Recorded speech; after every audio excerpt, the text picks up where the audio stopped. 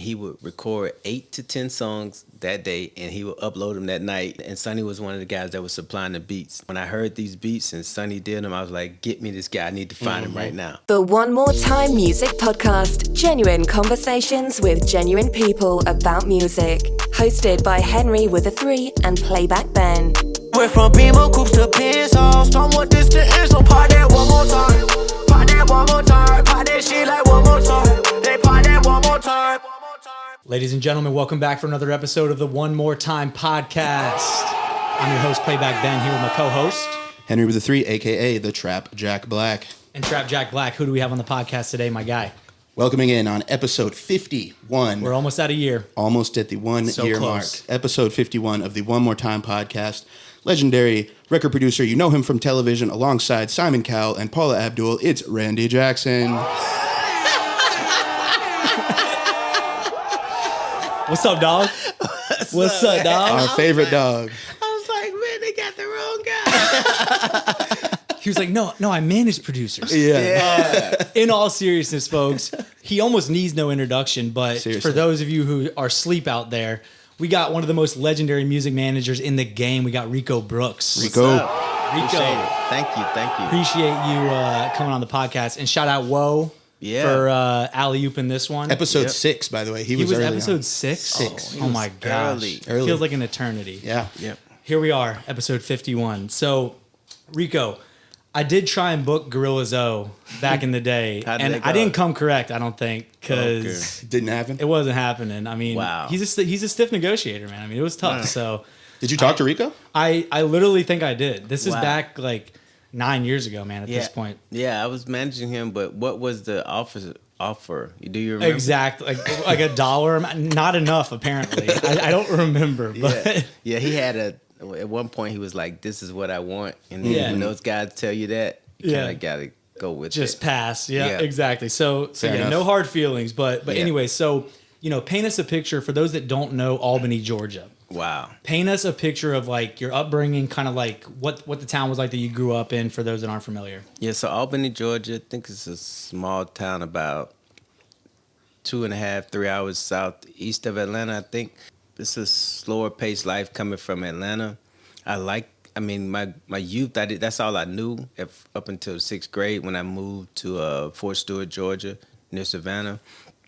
My mom was in the Army, but it gave me a base to operate in. So I started off like I was in the church. I grew up around music. I sang in the choir, believe it or not. My uncles were DJs, so it gave me like a music base, and I would just listen to their tapes, whether it was Prince or Rick James, while I like cleaned up their car or steam. I mean, we used to iron their clothes.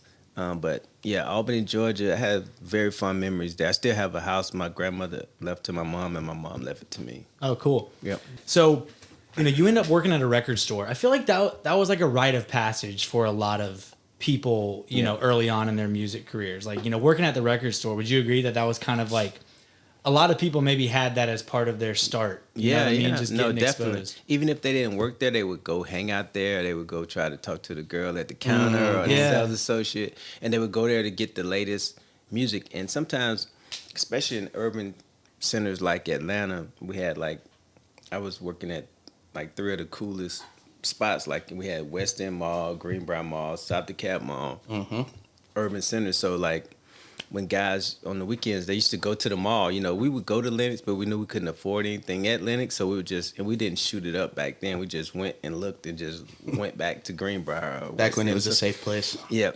I was like, he said shoot it up, and I was like, we talking about the same Lenox, right? Yeah. It's a different meaning in today's. Oh, yeah. That He wasn't doing that either, guys. Nah, not that. So, but... Yeah, so the record store gave me a base, and I just started learning like so much from reading the liner notes of the CDs, and then like reading the trade magazines that would come there, and then meeting like the industry people from the field marketing reps to the radio promo guys, bringing the artists by, like just hearing the stories and seeing the guys like the artists from Goody Mob to you name it, Outkast, and like you name it, Redman might be walking through the mall or whatever. And it really gave me like a base foundation, the music industry.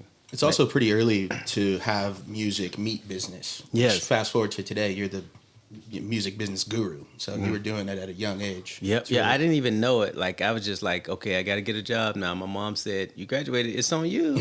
Your turn to pay the bills. And I was like, okay, cool. What can I do fun before I go off to grad school or something? It's like, let me just go work at a record store.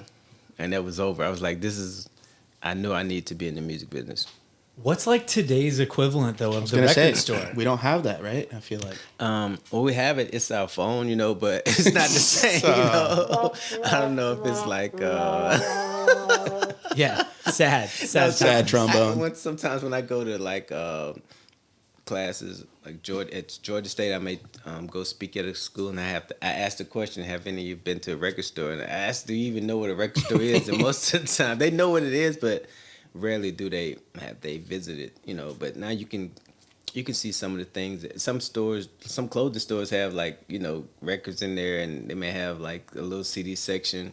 You can go to certain bookstores, they have it, but I don't know if there's a place that's equivalent to the record store in this day and age. Honestly. Yeah. No, it's Sad. it's definitely interesting to think about. So between your days at Peppermint, I guess, from those early days, like what were some of those biggest lessons learned? Like either in business or just learning about the music industry, like what were some of those key takeaways? You'd be surprised, like when I before I started working at Peppermint Music, I was working at a grocery store in college. I worked at Kroger, and I started as just another bagger, but I learned customer service. So like just the thing, and then I moved up a little like to customer service, like the front end manager or whatever.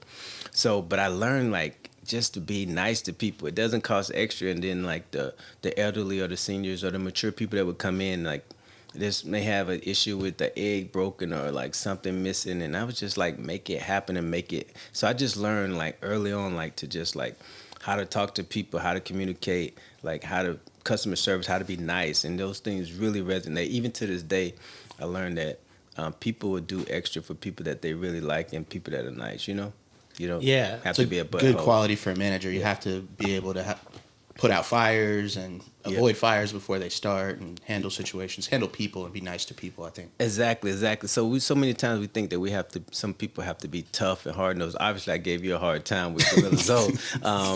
I know. And, that was because my money was probably incorrect. came light.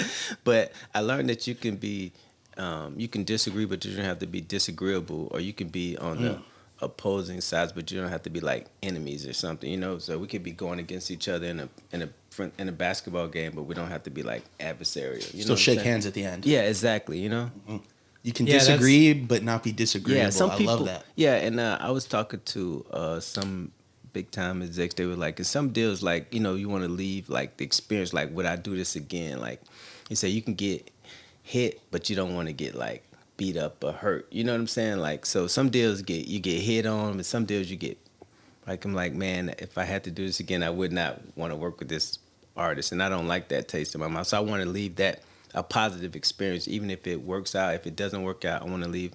We'll say like if I see this guy at a bar, or he's on the flat tire, he has a flat on the road, I'll be like, man, pass him, let him go, let him figure it out on his own. No, that's huge. I mean, I think that like that probably speaks to why you've had such a long career so far. You know what I mean? And because there's people that come and go in this industry, obviously. So I think that like that's probably a big reason why you've stuck around and like evolved and stayed relevant. To be honest, is like people want to work with you. Yeah, because that's half the battle almost. Yeah, thank you. And I want to be like I consider myself a lifelong learner, a student of the game. So I'm always reading. I'm always taking. Whether if it's a program or a class or anything, I'm always trying to like get up or stay up on what's going on, what's trending, what's the next thing. So I just consider that I would never be. When people call me a legend, I honestly get like mad, not mad, but I'm like, when I think of legend, I'm like, okay, I think of like nothing wrong with Kareem Abdul-Jabbar. He has a great life, but I think of somebody like that's done it all. I feel like I'm still hungry. I want to do more. I'm not out there like every day like I was when I was in my 20s and 30s, but I still have so much more that I want to do and give to the game. So that's great. Because I think praise, equally as people hating, can bring you down. Yeah. I think you can OD on praise as well. It can make you comfortable. You can feel like you did it all already. You might sit back. Yep. And I think you have to ignore the hate, and the cheers and kind of just stay focused on your grind, right? I agree. I've seen more people break up by success than I have by failure. You know what I'm saying? It's funny. Like, Crazy. when we were broke, we all broke. We sitting here. It's like we're like a band of brothers trying to figure it out. But then when I see like millions of dollars or even hundreds of thousands of dollars or even tens of thousands of dollars, I start seeing like, okay, I see what's going on. And I made it a point that I was never going to let that like try to mess up relationships. So if certain things were going like, man, I'm like, bro, you don't have to fight over that. I seen guys fight in relationship break up over splits on a song, Dang. So I always felt like there was an amicable way of solving issues versus like taking the aggressive, greedy role, Yeah, no, for sure. So you start managing artists. Shout out Block, right? Big Block. Big Shout out. Block. Is that the same? So is that Block ENT? Yep. Okay. Yep. Legendary, man. I just like still hear that tag. Mm-hmm. So, those were the early days for you, like, managing artists, kind of, coming alongside him. What do you think that you came out doing really well, right? Because you're brand new to management at that point. What do you think felt really naturally to you? And then on the contrary, like, what was the biggest learning curve for you? You know what I mean? Like stepping into the manager role. Yeah. So when I was with Block, he actually we was like bootstrapping it. So he had like access to talent and he had the street smarts. And then, he had like, he had an idea and he was like, hey, I want you to help me do this thing. So I appreciate Block for giving me the opportunity. But the thing about Block was like, Block was very frugal. He came from a humble background, had some streets, things that he was doing. So he was like, man, I'll just have Rico do this. You know what I'm saying? I'm like, I'm not a lawyer. So the funny thing about it is I did not like it when I had to like do those producer agreements, because as long as the producer agreed on the terms that were already pre-negotiated from another lawyer, we could just change out the names. You know what I'm saying? Mm-hmm. But once they started trying to negotiate, that's when you have to revise and that's when we have to call a lawyer. But if they just say, hey, look, these are the points, these are the this is the advance, this is the publishing, and I just swap out the numbers, that's easy. If the boilerplate works, exactly, then we're good. If we need to do the extra lingo, that's what I'm like. I'm stuck like Chuck, Sure, you don't want to just take that, first pass. Exactly. And so, but what I learned was like from doing that so many times that I became like actually like very good at like knowing like the deal points and what should be in certain agreements. Of course, deals have changed. Like the nature of deals, like producer publishing deals have changed from like whether it was MDRC, which is minimum delivery commitment release, to like term-based deals and recoupment-based deals. But I learned all that stuff because I had to like look at those contracts over and over and over again for those early contracts and for those artists like Boys in the Hood, Gorilla Zoe, Young Joc. But also I developed a great Rolodex, if you will, because so many people were coming to the studio. We were going out. We were doing promo runs. So I was going to every city. I was going to every radio station. I was hitting every hole in the wall club. So I met so many people over the years that I still do business with today. Yeah. No, that's huge.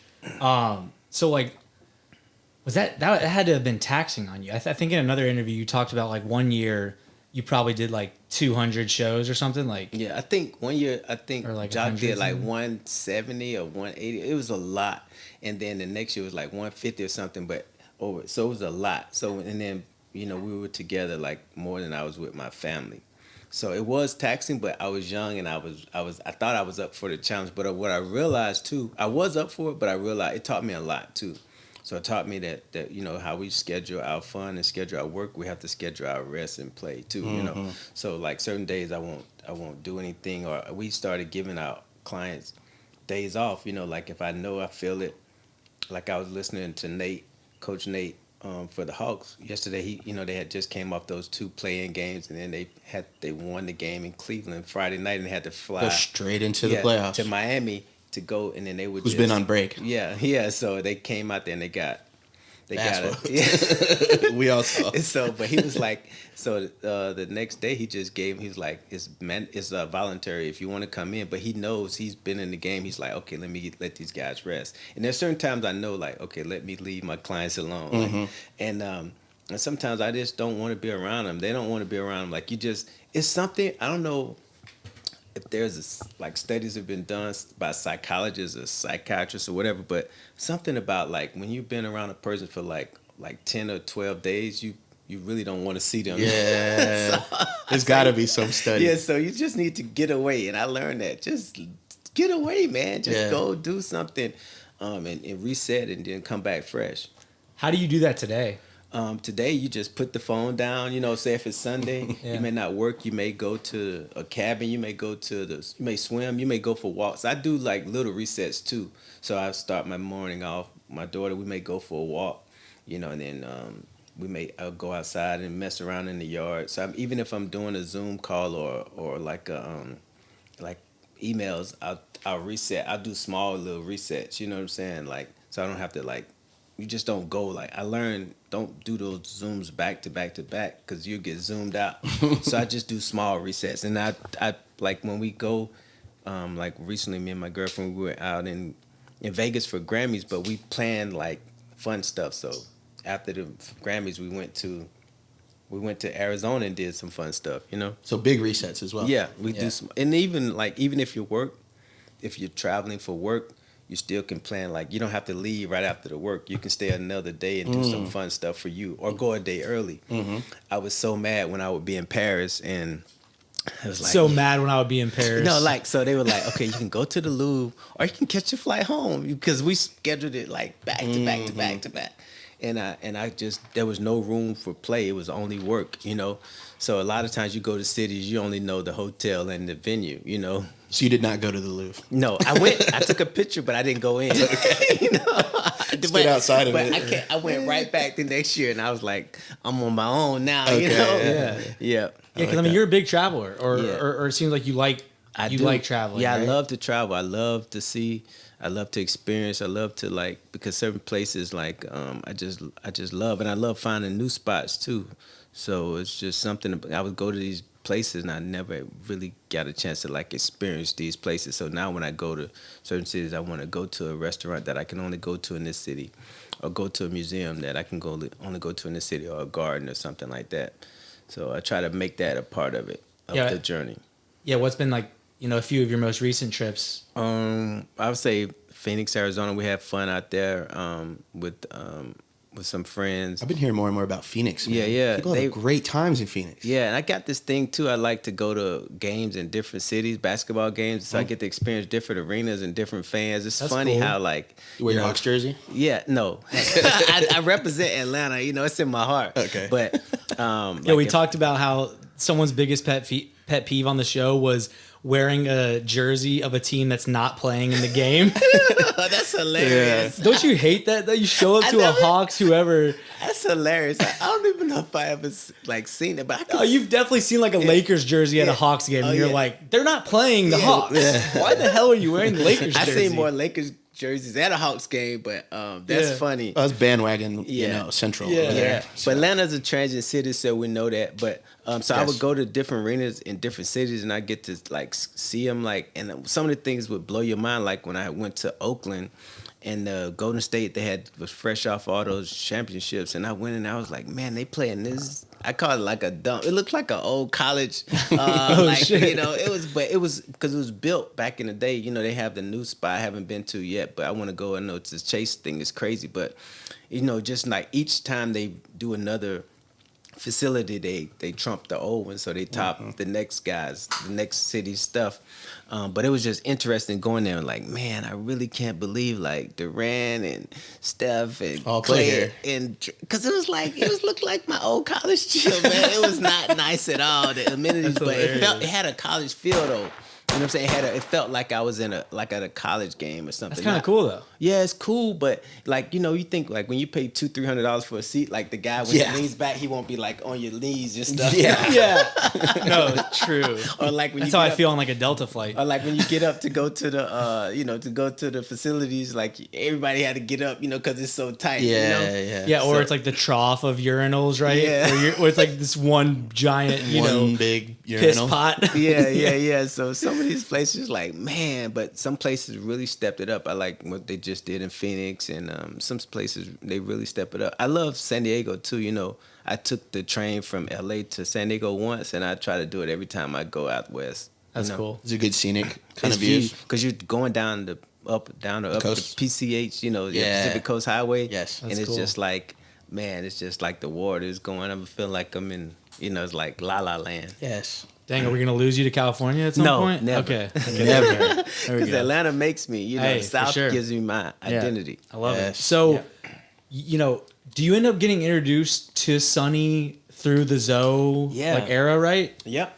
Because I heard in another interview, and this was crazy because I forgot that he did this. Because Gorilla Zoe is one of my favorite artists. That's why I wanted to book him. But we all know how that played out. Anyways, so he was doing a mixtape a day for a month. He literally was Bro. A mixtape a day? For a month straight. Yeah, he was literally, I won't say killing himself, but he was taxing himself.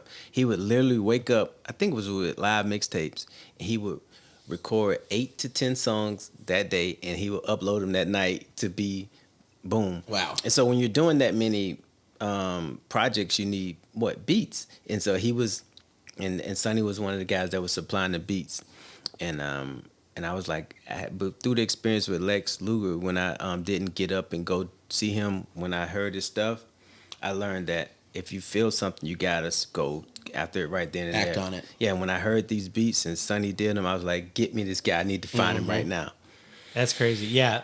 For those that don't know, tune into another interview he did about the Lex Luger story, because basically you heard Lex and you were like, damn, this guy's dope. Yeah. Some shit happens where you didn't go up there. He's dealing with personal stuff, having a kid, whatever. Yeah. And then It's too Lex late. becomes Yeah. Lex, Yeah. and Rico had missed the boat. Yeah, So, exactly. want. But shout out to Lex. He still reaches out. No, that's dope. Yeah, That's we dope. talk from time to time. But obviously, you were not about to make that mistake. Nah. again. When I get that feeling, I don't care where they are. Either I'm flying to them, or I'm flying them in, or we like getting on the phone, whether it's Zoom or something. We're gonna make a connection, and we're gonna connect. Do you deal with that outside of talent? Like, are you with that with like people, like friends, like, you know what I mean? Like, or is it just with like kind of the talent ear that you have? Mostly with talent, like, Okay. because if it's a young lady, I can't be like, She's gonna be, I mean, like, I'm jumping on this you know right what I mean? now. like, no, I definitely believe. Like, do you feel that like intuition when it Yeah, comes yeah. to like friendships Yeah. or other relationships? No, or is definitely. it purely like? No, I think when you feel things like feelings are real, but they're not always facts. You know what I'm saying? So, but when I do feel something, and I call myself, I think I'm a good reader of people. I had to learn. It's crazy, like going back to the West End. Like I had to literally learn how to feel and judge people. Like because sometimes people would come in the store and they'll be up to no good. And I could tell by the way, kind of like the energy that a person is coming in here, like, okay, you got to watch this guy because it's going to be something weird. And that served me well. You know what I'm saying? So, yeah, I have been able to, like, assess certain things just by the energy that a person brings. And I could tell, like, when I walk in certain rooms, it's like, oh, this is going to be a long night right now. You know what I'm saying? Or like, okay, this is going to be easy breezy, you know? Hopefully it was the second one for us. Yeah, this is good, man. Okay. Yeah, that's dope. So, well, going back to kind of that frequency of releasing. I mean, a mixtape a day. Yes. I want to get your take because obviously I know you work with producers more so, but obviously you're super tapped in. Do you think that someone could sustain that like frequency right now? I think, yeah, I don't know, like they could do it like quantity wise, but I don't know how good the quality would be. You know what I'm Yeah. saying? Like, cause some people they could just do it. I don't know if they could. Some people just when they rap it. Some producers when they rapid fire, like they just go off, like they just make like so many beats a day. But then like when you not saying that you have to. Of course, it took you. Somebody was telling me the story of Picasso. They were like the lady met him and said, "Hey, can you draw a picture of me?" And he said, "Cool." He drew it real quick. And she said, "How much?" He said, $20,000. She said, "It only took you." It's like, it took me 20 years to learn the skills to be able to do that. So that's, I want to make sure we're in like understanding that too. So now, if you done your 10,000 hours, of course you could do something very quickly. But I like it when you take your time and you do it. Yeah. So I think it could be done. I just would be a little concerned. Like a little concerned about like the thought process, unless you thought it out before. You just completely going with the impulse. Because I heard like Snoop Dogg's first record was done in like a week or 2 weeks or something like that. But you think about Dre's energy, you think about Snoop's energy, you think about all the other guys that were in there, and they would sometimes you just get in the flow and you just going. You know, you could just like bang them out. But then there's other times when you may have a writer's block or a producer's block, and you need inspiration, and that comes from living. You know what I'm saying? So going out, whether it's going outside or going, I was hearing about stories where Jermaine or Lil Jon, they would take a break from the studio and they would go to Magic City or go to a strip club, and then would come back and put what the energy just saw in the club into the record. Songs. Yeah, and I know Jam and Lewis would do the same thing. Like with Janet, they would like talk to her, and then that stuff takes time to get to know the person that you're producing with. So sometimes I feel like the best music comes.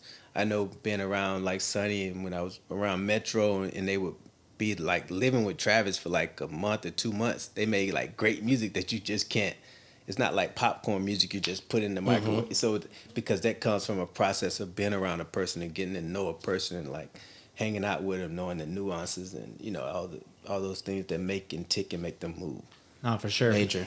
Yeah. So, when Sonny was, making all those beats for that like month run that Zoe had, was he, this was obviously probably, the internet of music like started at that point, right? Like, cause there was live mixtapes and stuff. So like downloading music online and for free, that whole era was kind of just really kicking off, I would say, right? Or like it was kind of at that point. Yeah, it was doing, Yep. And so, from that point to now, I wanted to get your take on like, how do you think the producer game has changed? You know what I mean? Because like the way that Sonny, for instance, was interfacing with Zoe. Yeah. Let's just take that example to like how he would maybe be interfacing with an artist today. Like, is there a huge paradigm shift between like how it was going and like how it is? Yeah, I want to say this. So some of the beats that he was using was already made, and then some he was making as he went.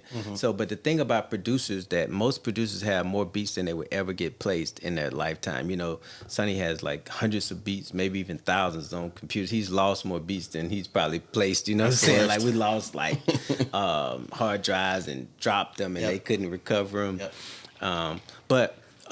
So back then, the producer game, in my opinion, it was more like based on your relationship with the artist, the manager, the A&R, the label.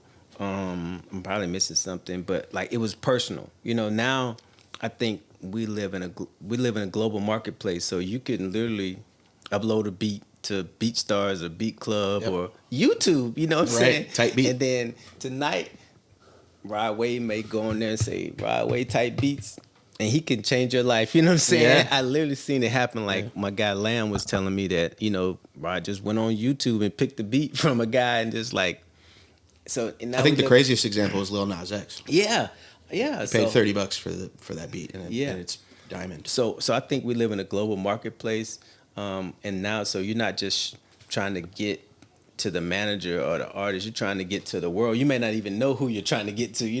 May not even know who your customer is. So you know what you're making, but you're putting out there, and then someone could say, "Hey, look, I want to lease this beat, or I want to buy it exclusively, or I want certain rights." There's so many ways that you can like curate the deals. It's almost like mind-boggling. Like when I go through some of those tutorials or through the on site, like the phase when they were talking about how do you want to do it? How if they get so many streams, then they have to re-up the license. It's like weird.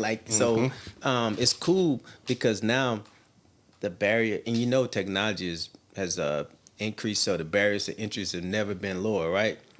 But to make a difference has never been harder, because now everybody's doing it. So I was reading an article about TikTok. They were like, don't pay your influencers because now they don't make as much of a difference because so many people are on TikTok that unless you have like some niche market that you're serving and then it bubbles up, that makes more of a difference than you trying to pay like, hey man, here's 10,000. Can you get on TikTok and I'll do it. You will.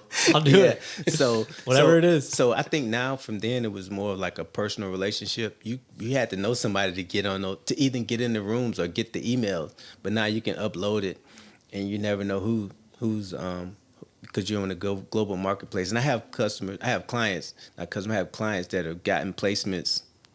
Like one producer, iBeats, he got a placement with Drake because I knew Oliver, so I sent him some beats and he picked one and that made Gloucester, and then Bobby Johnson's from Germany. iBeats is from Budapest, Hungary, which is like right next to Ukraine. It's crazy. But he sent a beat that was written to, and then Beyonce wrote the 7-Eleven that came out of that. And it's crazy. So like he never met Beyonce. And iBeats never met Drake. Yeah, and look at Q Beats. They're based in Europe and they're on everybody's album. I don't even know. They probably came to America, but they don't have to be here to be on like all the top records. Yeah. Yeah. Oh wow, I didn't even know that about Q Beats. That's crazy. Yep, two brothers. Yeah. But Beyonce, I've heard of her.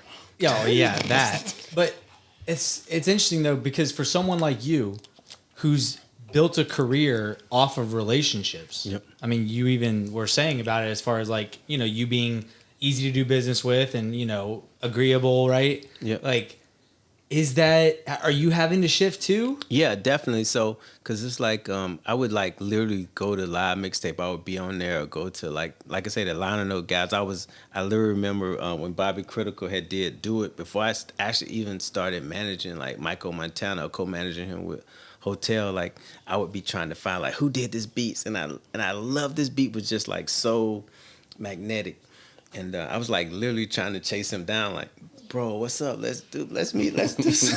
I was literally stalking this guy. You know what I talk about, that energy we were talking about? I literally was. You were that guy. I was stalking. You could feel your stalkerish energy. He didn't want any part of Rico the stalker. Yeah, so but now I do have to shift. So like I'm getting referred clients by some of my current clients. They refer like new clients, and so I do things like that. But then sometimes I may hear or sound, or I may hear like some ideas that I like, and I'll reach out too.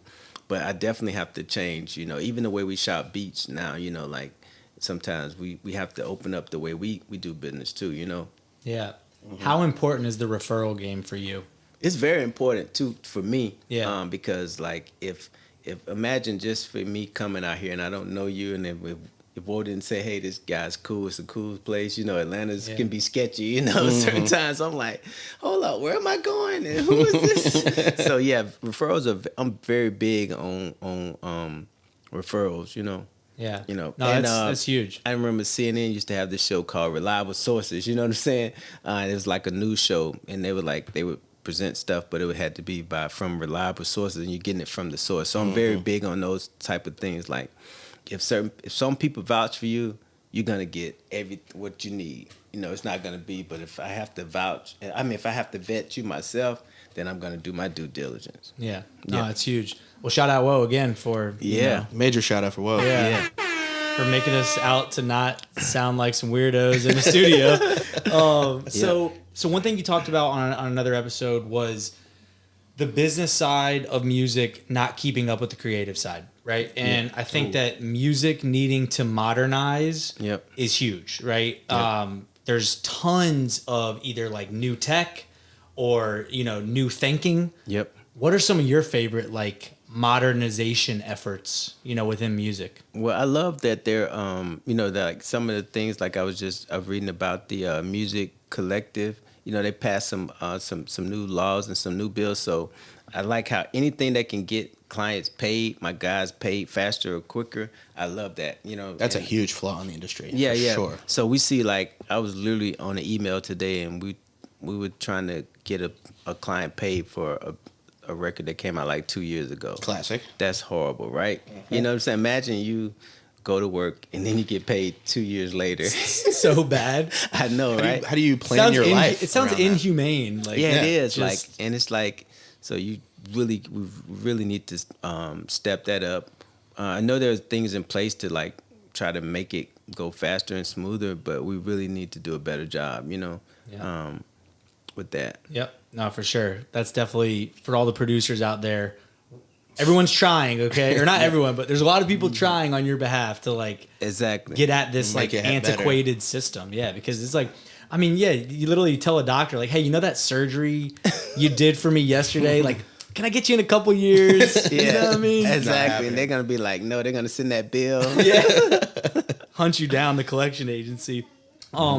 So, I wanted to ask, tactically speaking, what can a producer be doing outside of making beats? Like if you're a producer in Hungary, if you're a producer in Atlanta even, like what are some of the tactical things that a producer can be doing to like progress their career, right? Because this is like a build it brick by brick type of game. Yep. But like what are those different levers you can pull? You know what I mean? Yep. Yeah, no, I definitely believe in the spirit of collaboration. We see most tracks these days they have several producers on them. So if you're a producer and you're just working with yourself or by yourself or alone, which is fine, but I think you may want to look at collaborating because sometimes some artists or some producers have relationships that you don't have. I recently just I had met Cam, who manages like Forever Rolling and a couple other dope producers. So I was like, hey man, we should get our guys together. So I linked him up with Pull Up Lamb, and then I linked him up with XL and one of my guys, Chase. XL is one of my guys too, Beat God. And they did a beat, and XL sent it over to K-Camp, and then now this record is coming out on Interscope. You know what I'm saying? So Love that. It's like, so you want to collaborate, A, B, you want to network, because that affects how you're going to get these placements, along with just putting your records out. I mean, your beats out through multiple channels, whether it's YouTube, whether it's BeatStars, whether it's Beat Club, or other ones directly to the clients where they can access them. I always say your beats do you no good on your computer, so you want to be getting out there network. If you're in a city like Atlanta, before COVID, they had like little beat battles. I'm not the biggest fan of beat battles because they're a little scammy in it. I feel like in Atlanta anyway. I use them for Showcases. networking purposes, but like if you go to a beat battle, the song that wins is probably not going to be like the Money Long song, Hours and Hours. That's a slow jam. That song is not going to win a beat battle, but it could be a multi-platinum hit, right? So you just want to make sure you're like doing those networking things. And even if it's $25, they got you for $25, but you might meet like the guy that's gonna get you $1 million. You know what I'm saying? Or $100 or $1,000. I don't know. But even if you don't, because sometimes you may not do business right then and there, but you've met them and you know them. And so when you come back around, you might see them again. And people start seeing people in certain rooms that say, "Hey man, I know your face," and then you never know how that seeing a face becomes like a relationship, and then a relationship becomes like doing business together. So I'm very big on that. That's kind of how I feel about college. Like it's a little overpriced, but you could meet people. Yeah, no, definitely, definitely. You know what I'm saying? Get all you can and can all you get. Yeah. Can get, yeah. No, that's huge. Yeah, I mean, I think that, as someone who's only been back in, obviously I was trying to put on shows back in the day when we had our, thing. But, since I got back into music, managing producer and artists and then doing the podcast, it's only been, almost a year of the podcast and like 2 years probably on the management front. And I do know exactly what you're talking about, like seeing the same people. Yeah. And they finally will come up to me and be like, yo, what do you do? Yeah. Like, why are you always at this, I was at like a celebrity softball game on 404 day, and it was like, hanging with people that I had met previously, and then they introduced me to other people, because it's like you start seeing the same folks. You'd be surprised. It's like there's everyone, like, all the same people. Yeah, exactly. And if you have relationships, you're with a PRO, try to get to know your representative in that city. Like, it's so many people I met that meet they are signed to like a PRO and they don't know who's the rep and those. I have no idea who my ASCAP person Yeah, is. so but the thing is, they have relationships too. They get offers. They get like things that they're asked to do, whether it's press stuff or whether it's producers. Because sometimes the publishers may come to them. It's like, who's hot, who's unpublished. You know, you may be like, oh yeah, I know Ben. Oh yeah, I know. You know, so you never know. So you want to make sure you're accessing like all points, because you never know that what's gonna get you in. You know, get you further down the road. Yeah. You know? No, I'm very much a believer in like planting as many seeds as you can, right? Yeah. So that one or two or however many have a chance to fucking grow into something. You know You what I never mean? know. Yeah, you're right. Yeah. Yeah. And so that I feel like is, it's just those at bats. You know what I mean? Exactly. It's being up at the plate, swinging. You're gonna strike out a lot of times, but Yeah. you never know when you're gonna Wayne catch Gretzky. one. Yeah, and it's Wayne Gretzky. Yeah, you don't. 100% of the shots you don't take. Yeah, Michael Scott. I know. Michael yeah. Scott, Wayne Wayne Gretzky. Gretzky. Kobe too, right? Yeah. Yeah. And then you don't have to like always try to like hit the home run. You could just get on base. You know, keep getting Yes. on base. Keep boom, boom, boom. And next thing Absolutely. you know, some people like, I gotta make a hit. I'm like, why would you put that pressure on yourself? You Yes. want to make a hit, but I found out like just from managing artists and producers, like it generally not gonna happen when you have that amount of pressure on yourself. Yes. You know? I was talking about that with an artist the other day. I'm just stressed out. We have to make a hit. I'm like, no, you just need to make music. Exactly, right? You know what I'm saying? Yeah.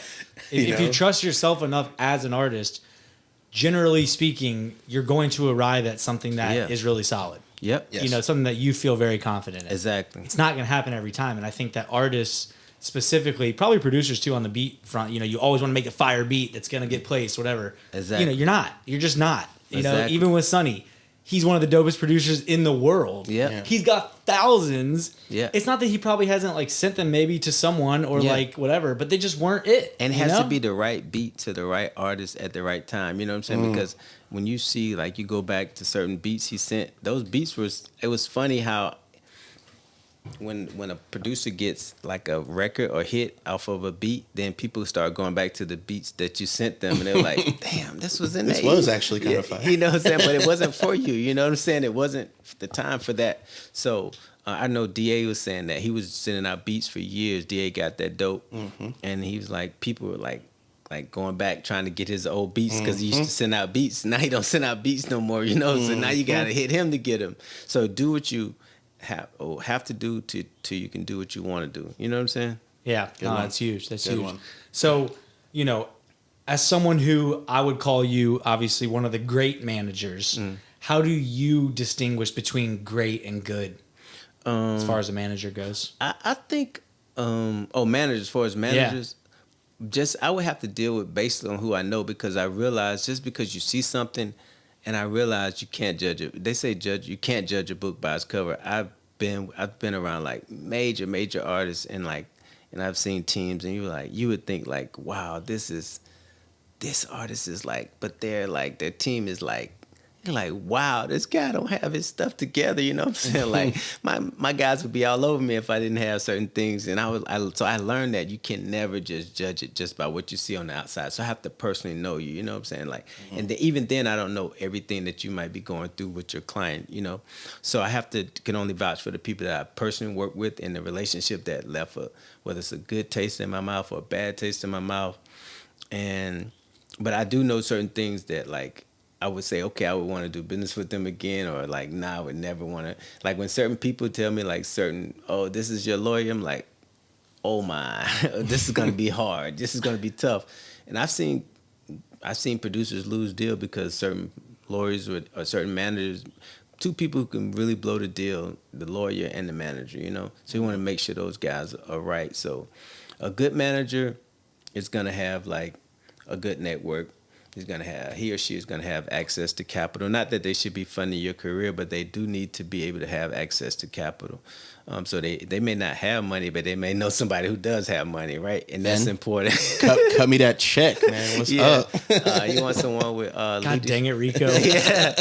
You've opened up Pandora's box here. Rico Brooks said it. Come on. You need someone who has leadership ability. So when we walk in the room, like, someone's going to be the adult in the room. Someone's going to be a leader. Everybody can't be high. Like when the police pull you over, somebody's got to be like, hey, officer, I know you smell weed, but I'm driving. I'm not smoking. I don't know if they'll go for that. But those are just some of the things off the top of my head. Some integrity is big to me, you know, like, and I'm trying to see if I'm missing anything. I probably am missing some things, but No, just I off thought the it was top of my interesting what you said about like some of the things that you maybe look at though as like, damn, you don't have that going, Yep. but yet clearly this major artist is trusting this manager or whatever. There must be something else behind closed doors that like they're doing that the artist is a fan of, right? So it's almost management. There's no barrier to entry to be a manager. You know what I'm saying? Oh, I just said I was a manager 2 years ago. And look at me now. You literally can just be like the homeboy. You know what I'm saying? Or you could be like the momager. You could be the father. You could be like the guy that just got out of jail. He's looking to get. I'm looking to put my boy on. You know what I'm saying? You know, it literally like when you go to be a lawyer. You can't. You have to be like you have to pass the bar. First of all, you have to go to school, graduate, pass the bar. Like you can't just be like I'm a lawyer today. You know, you can't. Although you were pretending to be one when you first started reviewing those producer agreements. I was smart. He was just changing terms. Like, fuck it, I guess this is what we do. Swap it out, like Jeezy said. We'll swap it out. That's where he got that. Yeah, got it from Rico. That song is based off a contract. hilarious. That's funny. But certain businesses, certain things like when people come to your house, if they want to work on your roof or something, they have to show like certain things. They have to get certain permits. Like the manager just be like, yeah, I'm the manager. You know what I'm saying?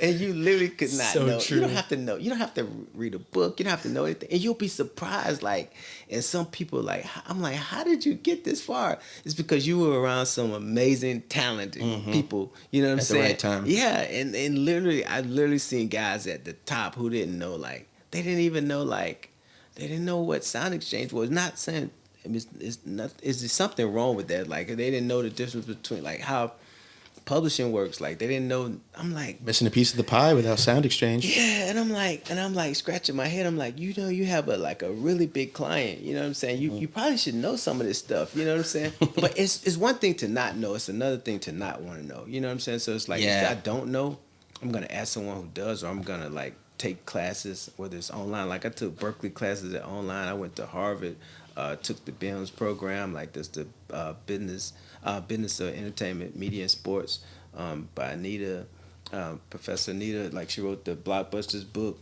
Okay. So it's like I'm always reading Billboard. I'm gonna read it when we go home tonight. I'm online. I'm always learning. So it's like there's no excuse. There's no excuse. And what you don't know in the music business, it will be held against you because they're gonna use that. They're not gonna tell you that you should have asked for this. They're just gonna not. If you don't ask for it, they're just not gonna offer it. You know what I'm saying? And you're gonna be like, and you're doing a disservice to your client. Throw it in the black box. That's true. Yep. That's true. So, as someone who, you know, I think from the outside looking in, we would all say that you've seen some success in your career, but I think you touched on this, you know, before. How do you define success for yourself? To me, success is like doing what I love to do and making a living and being able to provide for my family. That's my definition of success. I don't go by like how many cars I have, or I only have one car, by the way, a car and a truck. He pulled up in a Range though, folks. Don't let him fool you. He didn't pull up in the Hyundai. Yeah, so, He parked next to my beat up car. So. Stop it. So, but you know, I realized too, like when I've done like big deals, I thought like when the commission, because managers only get paid off of the success of their client. So if the client doesn't make money, I don't make money. I was like, man, once this clears, I'm gonna feel like this. But I woke up, I realized, you know, I still felt the same. I still had to eat 3 or 4 times a day. I still had to do what everybody does 3 or 4 times a day. I still had to like live my life, you know. So the money gives you access to do other things, but it doesn't sustain. It's not fulfilling to me. Like I would have money and I love it, but it doesn't like it's not the end all be all for me. You love the process. You love the game. I love the journey. Yes. You know, of becoming like the whole journey. Like I used to just be like on the road and not paying attention, but now I really pay attention. You know, because I know like you never know when it's gonna be the last rodeo. So I really pay attention to the journey. So I'm learning to enjoy the journey. Are you as excited though every day you wake up? I am, depending on what I'm doing. Like Yeah. if I have some projects going on, like when I was doing stuff at my house, I was like really excited, man. You know, like I was, whether I'm ordering flowers or doing stuff in the basement, or even like I may have a new client. I may have a meeting with some people. So maybe going on a trip, but I'm not jaded. I listen. I look a little more, so I'm seasoned. So I pay attention to things. You know. Yeah. Yep. No, for sure. So, what are you most excited about right now? Wow. I'm excited to go get something to eat after this. Me too, man. Me too. Sorry for the dinner time schedule because I'm starving right now. I'm excited about. So what are you gonna eat? I don't know. We gotta see. We gotta figure it out. It's on the menu. Something good. Yeah, and I'm excited about. Man, it's playoff season, so I'm excited. Like I'm going to the game Friday, the Hawks. You're always at the game. Yeah. And you're always trolling Woe back and forth. Like they're always like showing people that look like them at the game. You're like, yo, I didn't know Rico was sitting, in these seats, and it's like some just, Randy Jackson, Rico Brooks lookalike. Yeah, that's hilarious. And the same thing with Woe, just like his hair, someone that has the same hair. Yeah. So I'm excited about like seeing who's gonna come out the East and the West, but I'm also excited, because I always listen to new music Friday every day. You never know which song is gonna like capture your imagination and be like, boom. Like I like what's going on in New York with the drill scene out of the Bronx and Brooklyn. Not necessarily the violence that has been associated with it, but just like it's a violent genre. Just like the energy, you know what I'm saying? Totally. I like I like a lot of the R&B stuff. Like I'm really happy for Money Long and what she's doing. Even though it's R&B, it's just like a breath of fresh air. It's different. So what else am I excited about? Yeah, so I mean, as far as the roster, anyone that you want to shout out or like any projects that your roster's a part of? Shout out all my guys. Sonny Digital just came out with a new single. Guess what? Yesterday with SSG Kobe, right? Yeah. So make sure y'all go for sure. Already to that. Yeah, man. And the video's out. I'm excited for that. The video looked crazy. Yeah, it was so much fun, man. Shooting that video, like being there.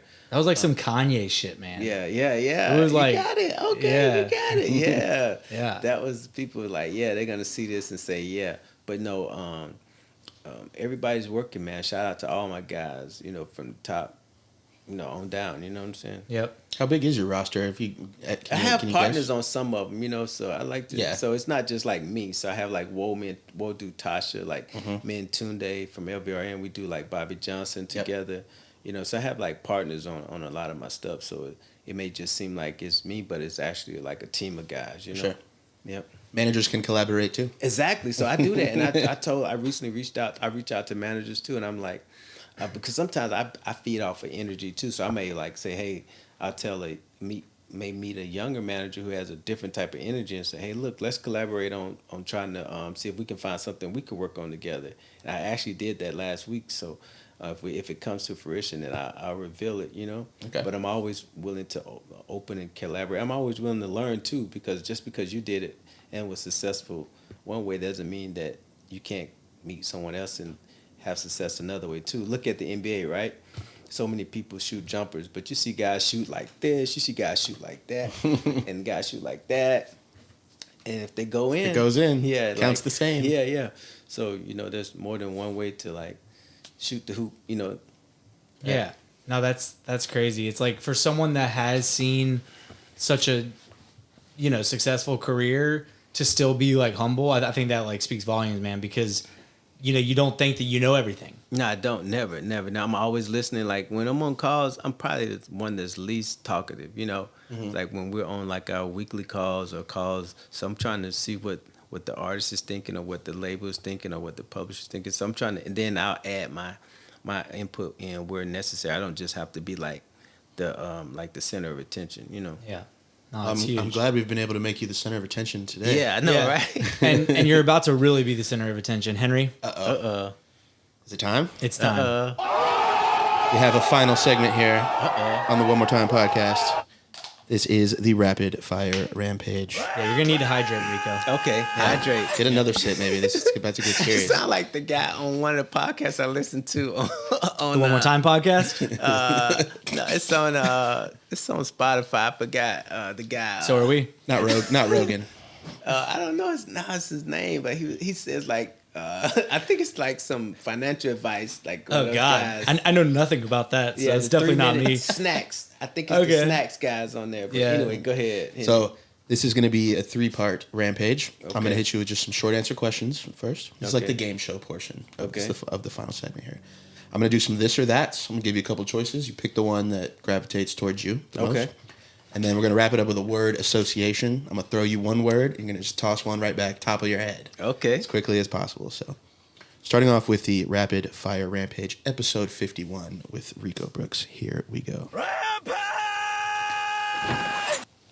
And we've answered, God, a good amount of these. It's been a good episode. Let's see.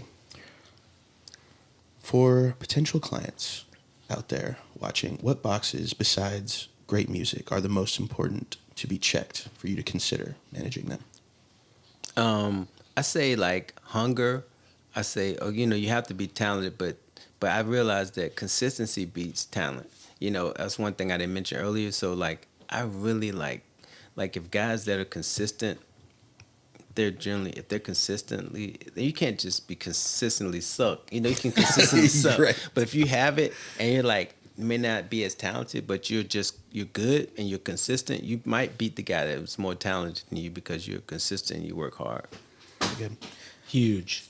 How do you feel about the no free beats movement? It depends what no free, like no free, does no free mean no free, or does no free mean no advance? So I've seen guys like get little or no money in advance, but if the record blows up, technically you own half of the copyright. Right. You know what I'm saying? So free may mean no advance, and it doesn't mean like that it's free, that you gave it away. You see what I'm saying? So we have to realize that advance is it's an advance against future royalties. And they will recoup anyway. That will be recouped. So a lot of people don't know that, and they just like, man, they wouldn't give me my fee. And I've seen guys. There was a producer, will remain nameless, on a project, Joc's first album. I think he wanted, I can't remember if the budget was very small for his first album because he had no success, right? So I can't remember if it was $2,500 that Block said this is what it's gonna be, or 15 or 5,000. Whatever it was, the producer wanted more. I can't remember if he wanted 7,500 or 5,000. Whatever it was, Block was like, I'm not paying that. Mm-hmm. So it was like, okay. He's like, take it off the album. They missed the placement. And I was like, what? So the album sold like 1 million copies, right? So you were fighting over, let's say $5,000, and then you miss out. Like all that back end. Yeah, so if you look at like the royalties on that record, and if it became a single, there's even more royalties, performance royalties, mechanical royalties, now sound exchange. So it depends on what free. I know it's free means free, but it doesn't always mean free. That's exactly what I was hoping you would say. Because to me, it's ridiculous to think that you can't just send beats out and that you might miss a placement. Everything is in exchange for that. Most stuff is comped in. It's not comp. Most stuff is speculative. It's done on spec anyway in this business. You know what I'm saying? Yes. And then we make success together, and then you mess up a relationship too, because if you have a great relationship, you can always go back to the well. You know what I'm saying? But if you mess it up from conception, it's like hard to like go back and be like, yo, I know I messed up on your first album, and I know you're the biggest, one of the hottest guys in the city now. Can we work? Right. Thank you for my perfect answer. That's what I was hoping. Okay. Rico, you can choose anyone alive or dead to manage. Who would it be? Oh my God. Mm-hmm. Wow. Oh man, I learned, this is funny. I'm going to answer your question, but I learned to be careful what you ask for. Like I prayed to manage, like, God, let me manage these artists. I said this in another interview. Then I was blessed with Boys in the Hood. But then I was on the road and I was in the hotel room crying like, oh, why, God, why'd you give me this? so I have to be careful what I ask for because I don't know. Jody Breeze is making me do too much shit, God. I know, right? Jody used to call me all the time. He would get locked up. I'm like, bro, call me in the morning. I can't do nothing at 3 a.m. So I had to turn my phone. He's the reason why I turn my phone off at night now. Oh my gosh. I put it on silent. Oh, man. I'm like, if it's a problem at 3 a.m., it'll still be a problem at 9 a.m. The difference is I'll have a full night of sleep and I can really help you. You know what I'm saying? That's but they're funny. like, I can't go to sleep. You used to get no sleep. But if, like, I love Stevie Wonder, but I don't know how he is to work with. I love Marvin Gaye. I don't know how he would be the, of course, R.I.P. But I just don't know, like, so that's a question. Those are good answers. Yeah, Those KRS One, like coming up in the game. KRS One, yeah. He would have just been amazing. Yeah, but there's I no way realized he would not have been a rapper. such a fun Generally client to work with. Put you through some stuff, man. Yes. I want an artist like Khalid, you know what I'm saying? Just like send me. It's like, man, let's go get the money. God, and he's just raking it in, Crushing sing it. his love song, but he may be like a beast behind closed doors. But It's true. It just seems like it's no issues. It seems effortless and like he's just floating from like big stage to big stage and millions of people. Yeah. To millions I'm of not gonna have people. to worry about like, man, where did we park? Is my car gonna get shot up? Are we beefing with who's in town, who's in the club? I just wanna chill life, man. Like Big Boy said, man, I don't want no trouble. I just want to sit back, relax, and watch my little kid blow bubbles. Yeah. Yes, love that. That's great. Rico, how many beats is a good number of beats for a beat pack? I used to say 5 to 7, because that's just my opinion and just talking over the years with A&Rs and music executives, because I don't want to overdo it. I mean, somebody like, I'm sending you 100 pack. I'm like, no, too much. Send me 10 packs. Right. You know what I'm saying? or whatever. Break that number down. Yes. So I say between 5 and 7, because that was the number that could go through the email without like having to do extra, Having to do the like It would iCloud fit, attachment or like 25 megabyte limit on Gmail. Google Drive. Yeah, I love and that. And I hate that because what we realized too, I realized like a lot of artists like to listen to the beats on their phone. So you got to make it easier for them. Like and some people like They got to download a zip and unzip the folder. It's good. You're gonna miss it.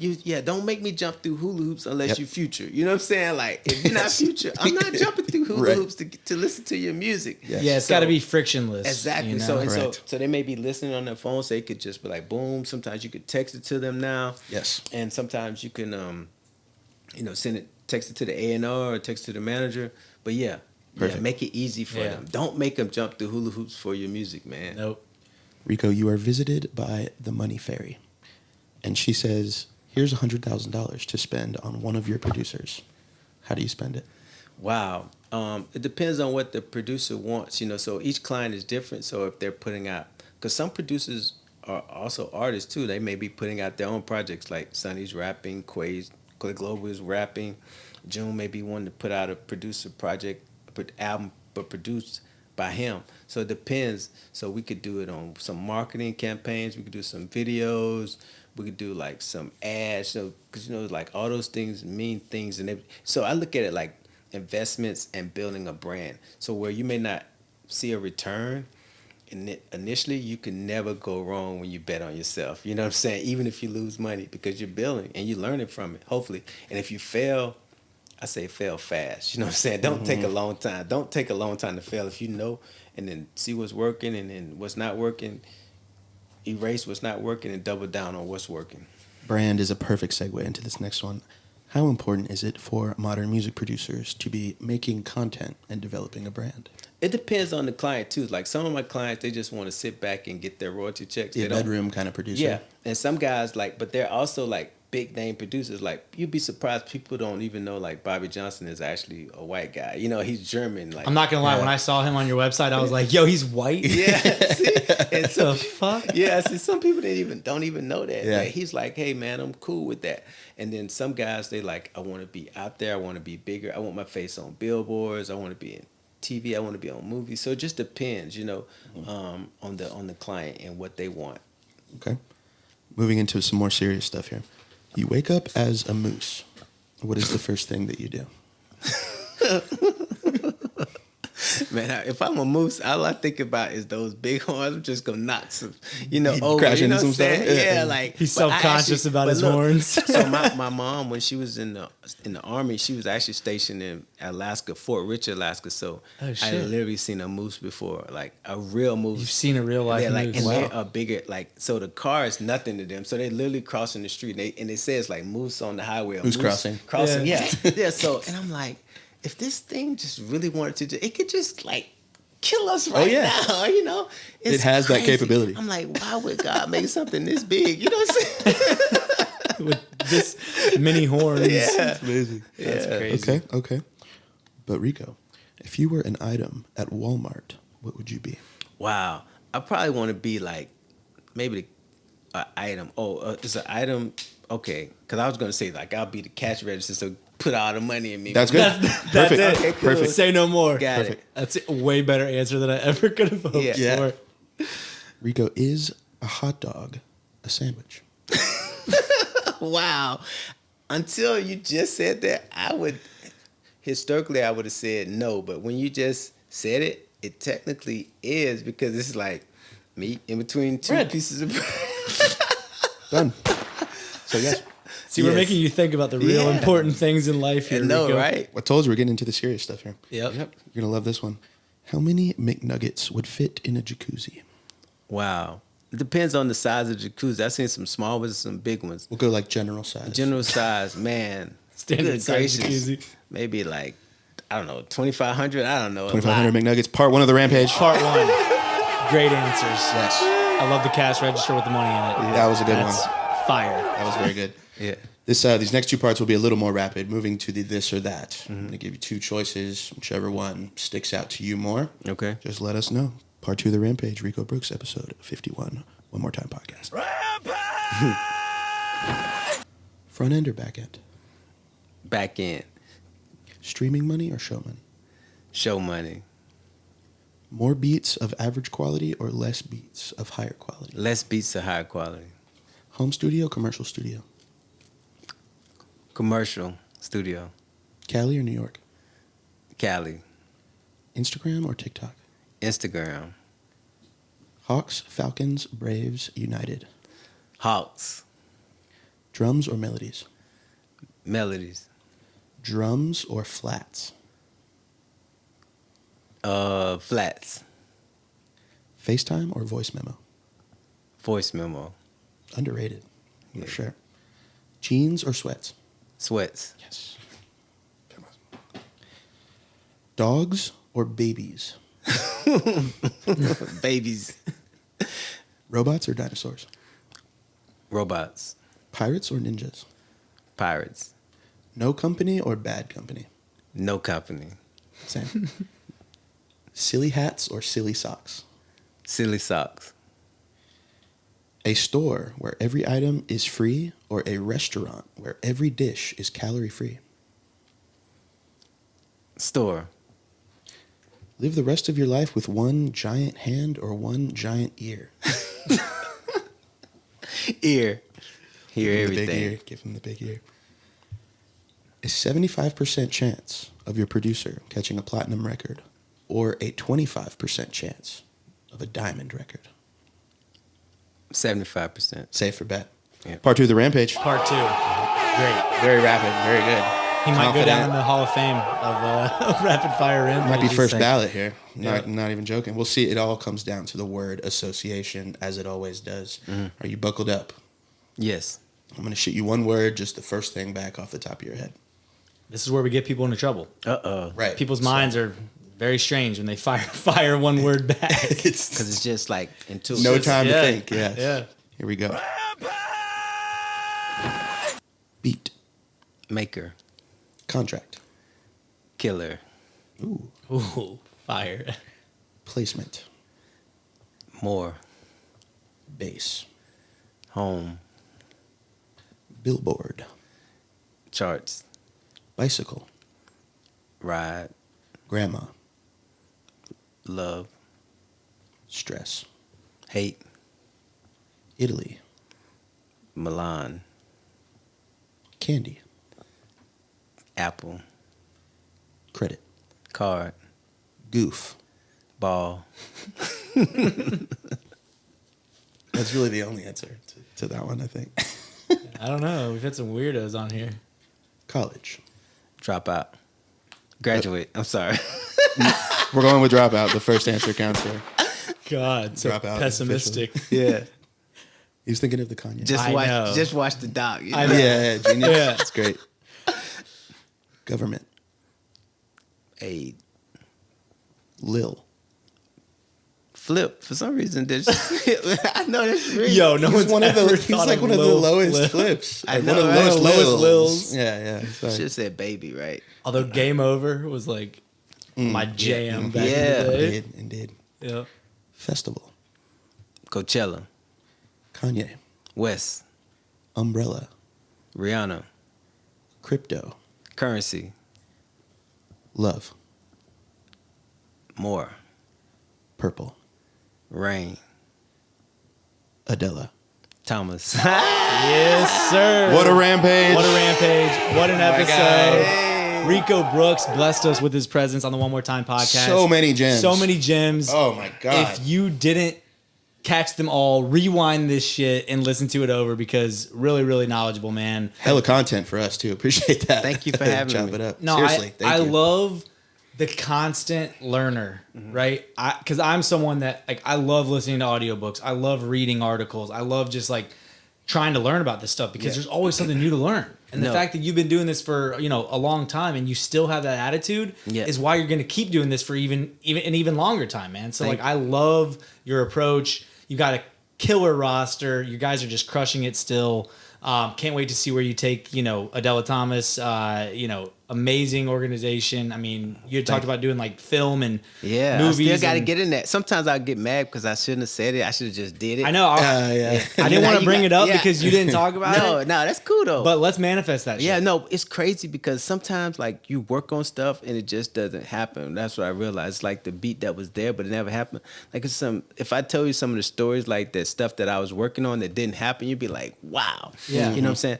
And then like reading Lifelong, I want to just add this. So, Winning Time is on, right? On HBO. So I wanted to read the book before I watched the show. So then, I'm reading the book and I'm learning all this stuff. And then I'm seeing like Jerry West, he comes out today, like he wants a retraction of his characterization in the TV show. But it's just like interesting, like, because you learn so much, like when you read, like from guys that you thought you knew, but just because you saw them on TV.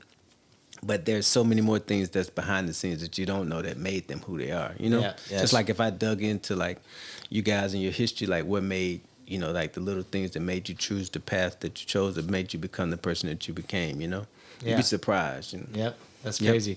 But yeah, I'm looking forward to seeing where you take your your next moves, right? Because Get something to eat. Yeah.